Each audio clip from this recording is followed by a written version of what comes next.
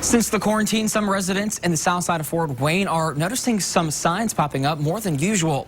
Some of them offering to buy houses and others providing internet for $40.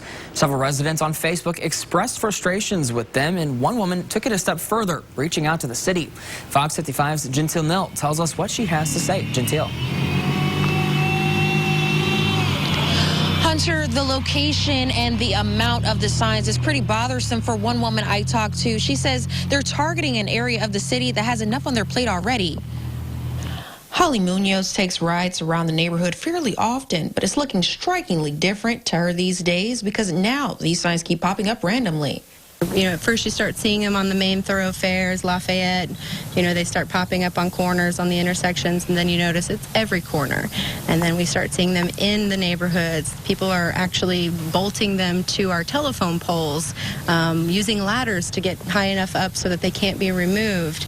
The biggest problem is once they're put there, there's no one coming back to get them. We get a big heavy windstorm, they're blowing all over the neighborhoods, and it's just trash. Fort Wayne 5th District Councilman Jeff Paddock says the signs should not be put on private property, nor should they interfere with informational signs for drivers. If someone is sincere and wants to do some advertising, they should probably check with the city's right-of-way department or even the Department of Planning Services to if they need a permit.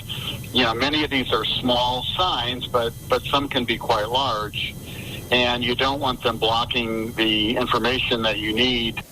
On the city's website, for houses or businesses with a sidewalk, the sign must not be in the park strip between the sidewalk and the street.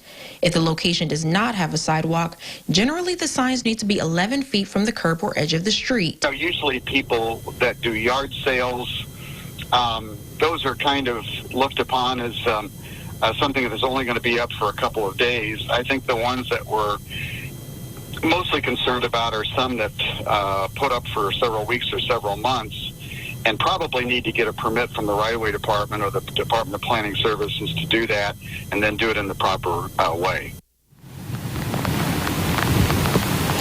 A stricter sign ordinance put in place last year gives police, firefighters, and some public works employees the ability to remove the signs and destroy them if they've been placed illegally. Reporting live in Fort Wayne, Gentile Nill, Fox 55 News.